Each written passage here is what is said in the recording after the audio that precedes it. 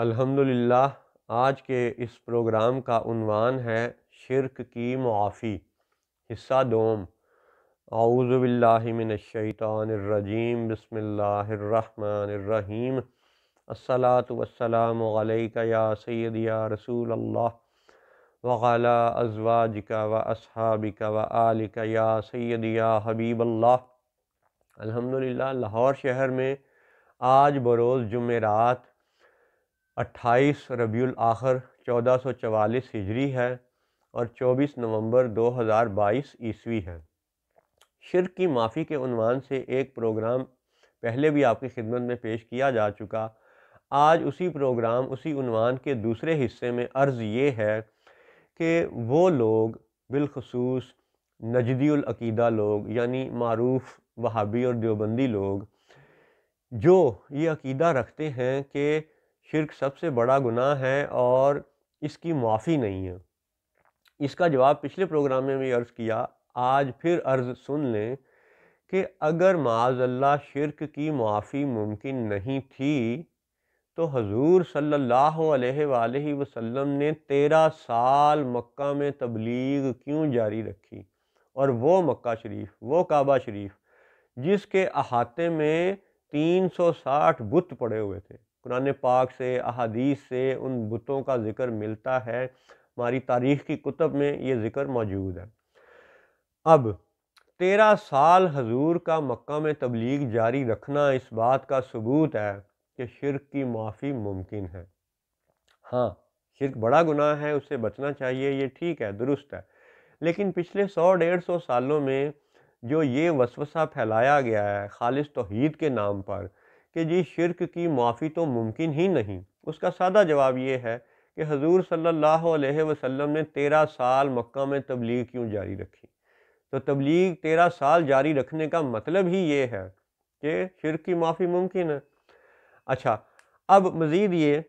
کہ قرآن پاک کی جو بھی آیات بتوں کے حوالے سے نازل ہوئیں تو وہ بتوں کے حوالے سے تھیں، پتھروں کے حوالے سے تھیں، وہ اولیاء اللہ یا صالحین کے مزارات کے حوالے سے نہیں تھیں۔ ایک کامن سینس، ایک عام مشاہدے سے، ایک عام یعنی کتابوں کے مطالعے سے آپ کو معلوم ہو جائے گا، غور کیجئے گا، سوچئے گا کہ جب نزول قرآن جاری تھا، جب حضور اس ظاہری حیات میں اس زمین دنیا پر جلوہ گر تھے، تو کیا اس وقت مکہ میں کوئی ایسا مزار موجود تھا کہ جس پہ صحابہ جا کے سجدے کرتے تھے اور حضور نے ان کو منع کیا؟ بالکل بھی ایسا نہیں تھا۔ کیا مدینہ میں ایسا کوئی مزار تھا کسی نبی کا، کسی ولی کا، کہ جہاں پہ جا کے صحابہ ان کو قبر کو سجدے کرتے تھے اور حضور نے ان کو منع کیا؟ بالکل بھی ایسا نہیں ہے۔ یہ جو آیتیں ہیں بتوں والی، پتھروں والی، ان کا نزول اس لیے بھی سمجھ آتا ہے کہ ہم سب مانتے ہیں، کلمہ گو ہم سب مانتے ہیں کہ خانہ کعبہ کے احاطے میں بھی 360 بت موجود تھے، اور مکہ میں ایسا کوئی مزار نہیں تھا کہ جہاں مزار کے حوالے سے سجدوں کی ممانعت کی جاتی۔ دوسری بات، پچھلے پروگرام کے حوالے سے ایک آدھ دوست نے یہ اعتراض کیا، یہ نکتہ بتایا کہ جی وہابی دیوبندی یہ کہہ رہے ہیں کہ جی وہ جب مکہ کے مشرکوں نے اسلام قبول کیا تو ان کے لیے تو معافی تھی، لیکن آج جو مزارات پہ جاتے ہیں اور جو مزارات پہ جا کے شرک کرتے ہیں ان کے لیے معافی نہیں ہے۔ اچھا، اب ان کی اس بات کا بھی تجزیہ کر لیتے ہیں، سوچ لیتے ہیں، دیکھ لیتے ہیں، ہو سکتا ہے اللہ تعالیٰ دلوں کو مزید بہتر فرما دے۔ اب آپ غور کریں کہ پوری دنیا میں جو بڑے بڑے مذاہب ہیں ان کا آپ اندازہ کریں۔ ہندو مذہب پرانا مذہب ہے، ہندو مذہب کے اندر اتنے فرقے ہیں کہ بیان نہیں کیے جا سکتے، اس پروگرام میں بیان کرنا ممکن نہیں ہے، حقیر ان سب فرقوں کو جانتا بھی نہیں ہے۔ موٹے موٹے چند آپ کو بتا دیتا ہوں۔ چوہے کو پوجنے والے لوگ ہیں، سانپ کو پوجنے والے لوگ ہیں، سورج کو پوجنے والے لوگ ہیں۔ یورپ میں بھی صدیوں پہلے اور ہندوستان میں بھی دیوی دیوتاؤں کو پوجنے والے لوگ تھے۔ ایسے بھی عقیدہ رکھنے والے لوگ تھے جن کا یہ عقیدہ تھا کہ یہ دیوی دیوتا کائنات کے نظام کو تہس نہس کر سکتے ہیں، اتھل پتھل کر سکتے ہیں، تباہی بربادی مچا سکتے ہیں۔ پھر اسی طرح ہندوؤں میں وہ ٹرینٹی یعنی ثلاثہ یعنی تین خداؤں کے عقیدہ رکھنے والا ایک فرقہ بھی ہے۔ اس ہندو فرقے کے مطابق ایک وہ بھگوان تھا جس نے اس کائنات کو پیدا کیا، پھر ایک وہ بھگوان ہے جس نے اس دنیا کو چلانے کا سلسلہ اپنے ذمے پہ لے رکھا ہے، یعنی وہ دوسرا بھگوان جو نظام چلا رہا ہے، اور پھر ان کے عقیدے کے مطابق تیسرا وہ بھگوان جو کائنات پہ قیامت طاری کرے گا اور پھر بعد میں کہیں حساب کتاب ہوگا۔ تو یہ ٹرینٹی کے یعنی عقیدے والے ہندو بھی موجود تھے، آج بھی ہیں۔ اور سعودی عرب میں رہتے ہوئے، سعودی عرب کی اس پرائیویٹ نوکری کے دوران اس حقیر کو خود ایسے ہندوؤں سے بات چیت کرنے کا موقع ملا، اور پھر اسی میں سے یہ خلاصہ آپ کو پیش کر رہا ہوں۔ اچھا، اسی طرح عیسائیوں میں دیکھیں کہ وہ اہل کتاب وہ دو طرح کے ہیں، ایک وہ جو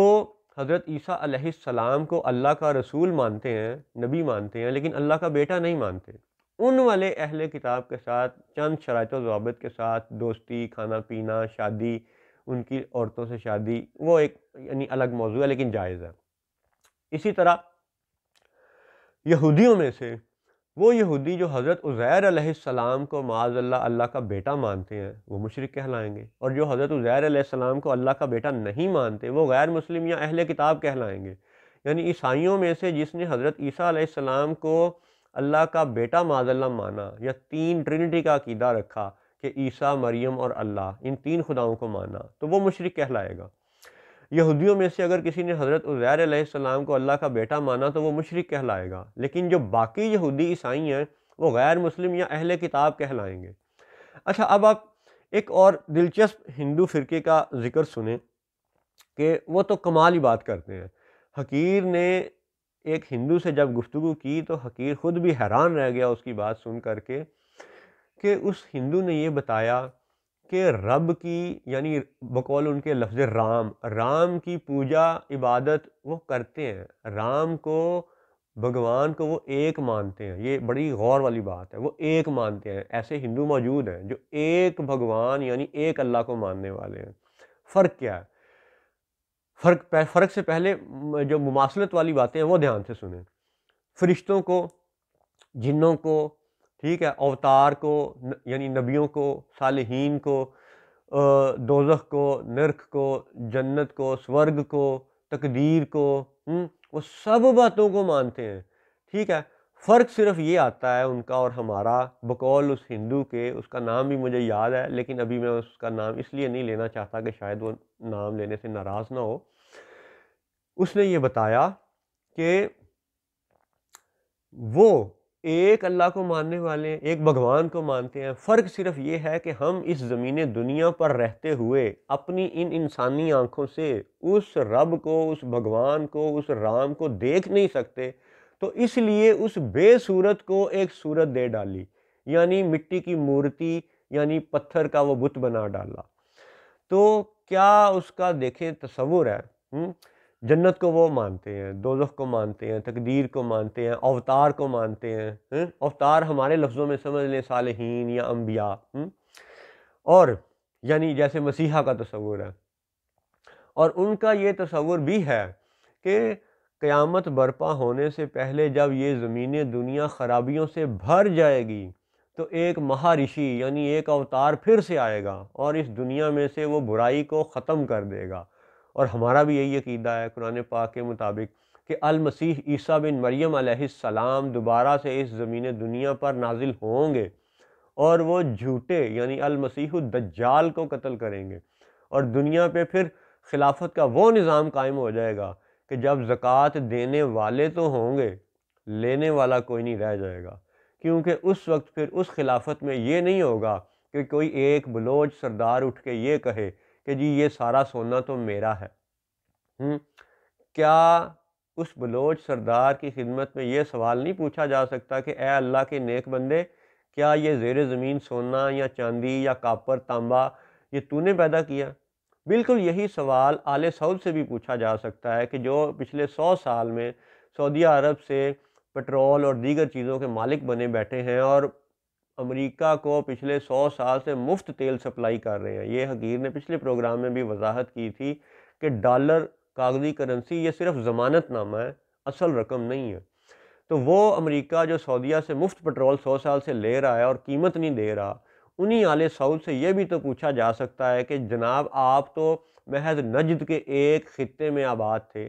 پورے سعودیہ عرب پہ آپ کیسے قابض ہو گئے؟ اور اگر آپ ہو بھی گئے برطانیہ کی مدد سے، تو کیا زیر زمین جتنے بھی خزانے ہیں، چاندی، سونا، پٹرول، کیا وہ سب آپ نے پیدا کیے ہیں؟ ٹھیک ہے، تو جب آپ نے پیدا نہیں کیے اور سیدنا آدم علیہ السلام اس زمین دنیا کے خلیفہ مقرر ہیں، تو پھر اس زمین کے خزانوں پر آدم علیہ السلام کی تمام اولاد کا حق ہے۔ اس اولاد میں سے پھر کافر کے کیا حقوق ہیں اور غیر مسلم کے کیا حقوق ہیں اور مسلمان کے کیا حقوق ہیں، یہ ایک الگ موضوع ہے۔ فی الوقت آپ یہاں پہ بات لے آئیں کہ جن لوگوں نے یہاں پہ شرک کے حوالے سے یہ بات پھیلا رکھی تھی کہ جی شرک کی معافی ممکن نہیں ہے، اور وہ یہ کہتے ہیں کہ جی وہ 14 صدیہ قبل تو بت پوجنے والے مشرک کے لیے معافی تھی، لیکن آج قبر پہ مزار پہ جانے والے مسلمان کے لیے معافی نہیں ہے۔ تو اب ہم اس موضوع پہ پھر واپس آتے ہیں۔ اس موضوع کے حوالے سے سنیں کہ 3 ایسے گروہ ہیں آج بھی جو کہ مسلمانوں کے انتہائی قریب ترین ہیں، یعنی دیوی دیوتاؤں کو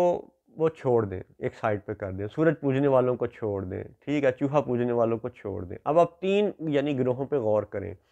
ایک وہ یہودی جو کہ حضرت عزیر علیہ السلام کو اللہ کا بیٹا مانتے ہیں، وہ مشرک ہو گئے۔ ایک وہ عیسائی جو حضرت عیسیٰ علیہ السلام کو اللہ کا بیٹا مانتے ہیں، وہ ہمارے عقیدے کے مطابق مشرک ہو گئے۔ اور ایک وہ ہندو جو بت کی پوجا کرتے ہیں، ہمارے عقیدے کے مطابق وہ بھی مشرک ہو گئے۔ اب دلچسپ حقیقت یہ ہے کہ ان تینوں مشرکوں سے جب پوچھا جائے، بات کی جائے، تو اللہ کو یہ مانتے ہیں۔ لفظ چاہے کسی زبان کا استعمال کر لیں، انگلش میں گاڈ کہہ لیں، ہندی میں، سنسکرت میں بھگوان کہہ لیں، رام کہہ لیں، لیکن اس ایک واحد ذات کا تصور بہرحال ان لوگوں کے فرقوں میں موجود ہے۔ لیکن یہ جو 3 فرقے ہیں، عیسائی، یہودی، ہندو، بہرحال یہ جنت کو، دوزخ کو، تقدیر کو مانتے ہیں، اللہ کو کسی نہ کسی شان میں تو مانتے ہیں، ٹھیک ہے۔ اب آپ غور کریں کہ یہ جب مسلمان ہونا چاہیں، چاہے 14 صدیاں قبل، چاہے آج، تو ان کے لیے تو معافی وہابی دیوبندی قبول کرتے ہیں کہ ہاں جی ان کے لیے معافی ہے، یہ آج بھی کلمہ پڑھنا چاہیں تو یہ کلمہ پڑھ کے مسلمان ہو سکتے ہیں۔ اچھا ٹھیک ہے جی، الحمدللہ، اچھی بات ہے۔ لیکن پھر وہ مسلمان جو پہلے سے حضور نبی اکرم صلی اللہ علیہ وسلم کا کلمہ پڑھ کے مسلمان ہو چکا، جو اللہ کو مانتا ہے، رسول پاک کو مانتا ہے، فرشتے کو، جنت کو، دوزخ کو، تقدیر کو، سب لوازمات کو مانتا ہے، اللہ کو بھی واحد مانتا ہے، ٹھیک ہے، تو اس کے اوپر آپ جب یہ الزام لگاتے ہیں کہ جی اس کا قبر پہ جانا اور اس کا مزارات پہ جانا شرک ہے، تو پھر انہی وہابیوں سے یہ بھی تو سوال پوچھا جا سکتا ہے نا کہ آج بھی آپ دیکھیں کہ مدینہ شریف میں جنت البقیع شریف قبرستان، اور وہ اس سے چند قدم کے فاصلے پہ حضور صلی اللہ علیہ وسلم کا روضہ انور ہے، یعنی حضور کا روضہ انور اور جنت البقیع شریف یہ چند قدموں کے فاصلے پہ ہیں، چند گزوں کے فاصلے پہ ہیں، تو وہاں پہ آپ نے مزارات کو گرا دیا بقیع قبرستان میں، اور چند گز کے فاصلے پہ آپ حضور کے روضے کا، وہ بھی تو ایک مزار ہے، اس کے آپ خادم بن کے بیٹھ گئے، خادم الحرمین الشریفین آپ کا دعویٰ ہے پچھلے 100 سال سے۔ اس کا مطلب ہے کہ جب آپ خود حضور کے روضے کے خادم اور مجاور بن کے بیٹھے ہوئے ہیں اور 100 سال سے ویزا کی فیسیں وصول کر رہے ہیں اور دیگر سیر و سیاحت کے نام پر آنے والی آمدن کو وصول کر رہے ہیں، تو پھر آپ خود بھی تو مجاور ہیں، روضہ انور کے خادم ہیں، لہٰذا بقیع شریف قبرستان میں مزارات کو گرانا اور روضہ انور کا خادم بن کے بیٹھ جانا، یہ دونوں باتیں تو آپس میں مطابقت ہی نہیں رکھتی، یہ تو تضاد ہے، جھوٹ ہے، دجل ہے، اور یہی زمانہ دجل کی بڑی نشانیوں میں سے ایک نشانی ہے، کیونکہ یہ بھی یاد رہے کہ دجال روضہ انور پر، مدینہ منورہ پر حملہ کرنے آئے گا، اور اس روایت کو سب مانتے ہیں، سنی، شیعہ، وہابی، دیوبندی، کہ دجال مدینے پہ حملہ کرنے آئے گا، حالانکہ حاکم تو وہ یروشلم کا ہوگا، فلسطین میں، ٹھیک ہے، اور یہ بھی یاد رہے کہ وہ دجال حاکم یروشلم میں قبلہ اول کا ہوگا، یعنی قبلہ اول، قبلے کے حاکم بھی اس دور میں جھوٹے ہوں گے، ٹھیک ہے۔ اب آ جائیں پھر شرک کے حوالے سے، تو جب ان 3 عیسائی، یہودی، ہندو وغیرہ یہ کلمہ پڑھ کے مسلمان ہو سکتے ہیں تو ان کے لیے معافی ہے۔ تو جو مسلمان پہلے سے حضور کا کلمہ پڑھ رہا ہے، ٹھیک ہے، اس پہ شرک کا الزام کیسا؟ یہ تو ایسا ہی ہے کہ اس کی مثال یوں سمجھیں کہ ایک شخص ایک وقت میں یا تو مسلمان ہو سکتا ہے یا مشرک ہو سکتا ہے۔ اگر آپ اس کو مشرک مانیں گے تو وہ مسلمان نہیں ہے، اور اگر آپ اس کو مسلمان مانیں گے تو وہ مشرک نہیں ہے۔ تو یہ کیا عجب بات ہے کہ آپ اہل سنت و جماعت پہ مشرک ہونے کا الزام بھی لگاتے ہیں اور ان کو امام مان کے آپ ان کے پیچھے نماز بھی پڑھنے کو جائز قرار دیتے ہیں۔ یہ بھی آپ کا تضاد ہے کہ یا تو پھر آپ اہل سنت و جماعت کو ان کے پیچھے نماز پڑھتے ہیں، ان کو امام مانتے ہیں، تو پھر آپ بھی مشرک ہوئے، آپ نے مشرک کو امام مانا۔ دوسری بات، اچھا چلیں جی، وہ عیسائی، یہودی، ہندو کے لیے تو آپ نے معافی تسلیم کر لی کہ وہ حضور کا کلمہ پڑھنے کے بعد مسلمان ہو گئے، اب وہ جنت کے حقدار ٹھہرے، اب ان کی پچھلی سابقہ گناہوں کا ذکر طنز کی نیت سے چھیڑنا منع ہے، ٹھیک ہے۔ اب آپ ایک مسلمان پہ غور کریں کہ جو ہمارے جیسا آج کی نسل کا مسلمان ماں باپ کے گھر پیدا ہوا، بچپن سے لڑکپن، لڑکپن سے جوانی، جوانی سے بڑھاپا، اور پھر بڑھاپے سے موت تک کی کیفیت میں الحمدللہ ہم لوگ اللہ رسول کا ذکر، اذکار، نماز، تسبیح، روزہ، حج، زکوٰۃ اللہ کے فضل سے سب کچھ اللہ کے فضل سے کرتے ہیں، ٹھیک ہے۔ ہمارے اوپر شرک کا الزام کیوں؟ اب اس بات کو پھر سنیں کہ ایک شخص یا تو جنتی ہوگا یا جہنمی ہوگا۔ جب حشر کے بعد فیصلے ہو جائیں گے تو یا تو کوئی فرد ایک وقت میں دوزخ میں چلا جائے گا یا جنت میں چلا جائے گا۔ اس حشر کے بعد ایک شخص دو جگہ بیک وقت موجود نہیں ہوگا، یعنی اگر کوئی شخص جنت میں ہے تو وہ اس وقت دوزخ میں نہیں ہوگا، اور اگر کوئی دوزخ میں ہے تو وہ اس وقت جنت میں نہیں ہوگا۔ یعنی یہ اس لیے سمجھا رہا ہوں کہ جو مشرک ہے وہ مسلمان نہیں ہے، اور جو مسلمان ہے وہ مشرک نہیں ہے، لہٰذا مسلمانوں پہ شرک کا الزام لگانا آپ براہ کرم چھوڑ دیں۔ اور دوسری بات کہ مکہ میں، مدینہ میں کوئی مزار نہیں تھا ایسا اس وقت نزول قرآن کے وقت جہاں صحابہ کرام جا کے سجدے کرتے تھے اور جس سے منع کیا گیا۔ ہاں، یہ سب کلمہ کو مانتے ہیں کہ مکہ میں کعبے کے احاطے میں 360 بت تھے، لہٰذا جو آیتیں بتوں کے لیے، پتھروں کے لیے نازل ہوئیں ان کو آپ مزارات پر منطبق نہ کریں۔ اور یہ بات بھی یاد رکھیں کہ آپ آل سعود اور ابن عبد الوہاب نجدی کے یہ سارا گروہ پچھلے 100 سال سے سعودی عرب میں خادم الحرمین الشریفین بن کے بیٹھا ہوا، اور جنت البقیع میں مزارات کا شہید ہونا اور چند قدم کے فاصلے پہ حضور کا روضہ، یہ دونوں باتیں آپ کے تضاد کی کھلی نشانی ہے۔ لہٰذا آپ مسلمانوں پہ ذرا مہربانی کریں اور شرک کے فتوے لگانے چھوڑ دیں، اور اس حقیقت کو مان لیں کہ حضور صلی اللہ علیہ وسلم رحمت للعالمین ہے۔ اب آپ کی یعنی چشم کشادگی کے لیے یہ پھر سے عرض ہے کہ عیسائی، یہودی، ہندو وہ اسلام قبول کیا، انہوں نے حضور کا کلمہ پڑھا، تو ان کے لیے آپ نے حضور کی رحمت کو مان لیا، اور یہ جو بندہ پہلے سے مسلمان ہے، پیدائشی مسلمان ہے، یا وہ تحقیق کر کے، ریسرچ کر کے خود مسلمان بنا، ٹھیک ہے، تو اس کو وہ جو حضور کو پہلے سے رحمت للعالمین مان رہا ہے، ٹھیک ہے، اس کے لیے آپ حضور کی رحمت کو ماننے پر تیار نہیں ہیں، تو کیا یہ حضور کا کلمہ پڑھنے کا آپ حق ادا کر رہے ہیں؟ یہ آخری سوال پھر سے سن لیں کہ عیسائی، یہودی، ہندو کے لیے تو آپ نے حضور کی رحمت کو تسلیم کر لیا، اور ایک وہ جو پہلے سے وما ارسلناک الا رحمت للعالمین کا اقرار کرتا ہے، اقرار باللسان و تصدیق بالقلب کا وہ پیکر ہے، ٹھیک ہے، اس کے لیے آپ کیا حضور کی رحمت کو ماننے سے منکر ہیں؟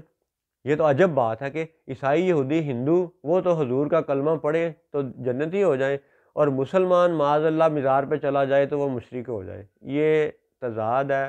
سمجھ جائیں، باز آ جائیں، جتنی بھی یہ گفتگو ہے اس کو سمجھیں، غور کریں، اور اس حقیقت کو پھر سے دہرا لیں کہ حضور کا 13 سال مکہ میں تبلیغ جاری رکھنا یہ اس بات کا ثبوت ہے کہ شرک کی معافی ممکن ہے، ٹھیک ہے۔ اور 4 لوگوں نے جب شریعت اسماعیلی سے شریعت محمدی قبول کی، ٹھیک ہے، یعنی حضور کا کلمہ پڑھا، حضور کے ہاتھ پہ بیعت کی، اور تب سے اب تک اگر 2 ارب کے لگ بھگ انسان موجود ہیں اس زمین دنیا پر، اور بالخصوص ہم جو یہ ہندوستان، پاکستان وغیرہ کے یہ بر صغیر کے علاقے میں رہنے والے ہیں، ہمارے بڑے پچھلی 5 6 7 8 10 نسلیں پیچھے چلے جائیں تو یہ ہمیں ایسا ہی سبق ملتا ہے کہ صحابہ کرام عرب سے آئے، یہاں کے لوگوں کو سمجھایا، اور پھر یہاں کے بت پرست مسلمان ہو گئے۔ حضرت خواجہ معین الدین چشتی اجمیری رحمۃ اللہ علیہ کے متعلق روایت ملتی ہے کہ انہوں نے 90 لاکھ سے زیادہ لوگوں کو کلمہ پڑھایا۔ تو اس کا مطلب ہے کہ آج ہم جو بر صغیر پاک و ہند میں یہ مسلمان موجود ہیں، تو کبھی ہمارے بڑوں نے اسلام قبول کیا اور آج ہم الحمدللہ مسلمان بیٹھے ہوئے ہیں۔ تو ہمارا یہ وجود، یہ آج کے پاکستان کے کسی وہابی کا یا ہمارے کسی سنی کا وجود، دونوں کا وجود اس بات کا ثبوت ہے، اس بات کی دلیل ہے کہ یہاں بر صغیر پاک و ہند میں بھی اسلام پھیلا اور آج ہم مسلمان ہیں۔ تو اے وہابی، اے دیوبندی،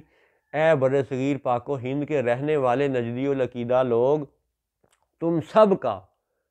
وجود، تمہارا نفس اس بات کا ثبوت ہے، تمہارا نفس، تمہارا جسم، تمہارا مسلمان ہونا، تمہارا کلمہ پڑھنا، ٹھیک ہے، تمہارا